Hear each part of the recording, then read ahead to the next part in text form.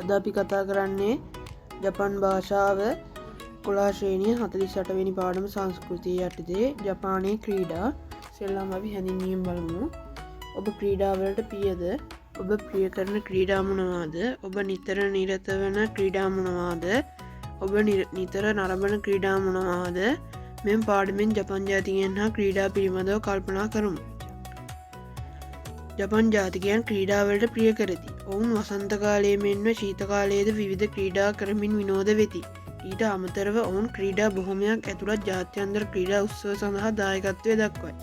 ජපානය තුළ මේ දක්වා තුන්වරක් ඔලිම්පික් ක්‍රීඩා උළෙවල් පවත්වා තිබේ.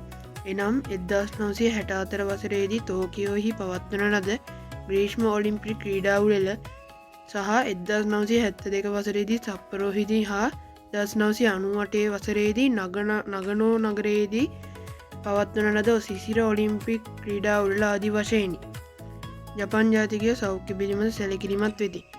වර්තමාන ජපානයේ මුළු ජනගහනයෙන් 30% පිරිසක් සෞඛ්‍ය සම්පන්න දිවියක් පවත්වා ගැනීම සඳහා දිනපතා ක්‍රීඩාවල යෙදෙන බව පැවසේ.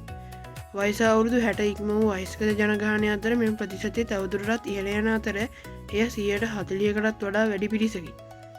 තවද ජපානයේ ක්‍රීඩා තරග නරඹා සටුවන පිරිස් බොහෝ වෙති.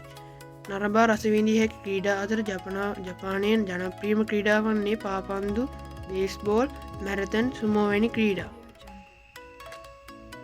සුමෝ ක්‍රීඩාවේදී යොදාගත හැකි නිවැරදි ශිල්ප ක්‍රම වන්නේ පහත ඒවා අතරින් කවර ශිල්ප ක්‍රමද? නිවැරදි පිළිතුර සඳහා බිංදුව ලකුණුද, වැරදි පිළිතුර සඳහා වැරදි ලකුණුද යොදන්න කියලා තියෙනවා. අපි බලමු පළවෙනි එක. සුමෝ වලල්ලෙන් පිටතට තල්ලු කිරීම. සුමෝ වලල්ලෙන් පිටතට තල්ලු කරනවා. ඒක හරි. දෙවෙනි එක හිසගෙස් වලින් අල්ලා ගැනීම. ඒක කරන්නේ නෑ සුමෝ ක්‍රීඩාවේ. ඒක වැරදි. තුන්වෙනි එක පහර දීම. පහර දෙන්නේ නෑ සුමෝ ක්‍රීඩාවේදී. ඒකත් වැරදි. හතරවෙනි එක ඔසවා විසි කිරීම. සුමෝ ක්‍රීඩාවේදී ඔසවලා විසි කරනවා. ඒක හරි.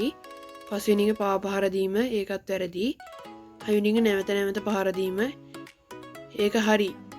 නැවත නැවත ආපහු පිටියට ගිහිල්ලා ආපුවේදී ආපහු නැවත නැවත පහර දෙනවා. ඒතකොට මේකෙන් අපිට හරිය විදිහට ගන්න වෙන්නේ පළවෙනි එකයි, හතරවෙනි එකයි, හයවෙනි එකයි, දෙවෙනි එකයි, තුන්වෙනි එකයි, පස්වෙනි එකයි තමයි වැරදි.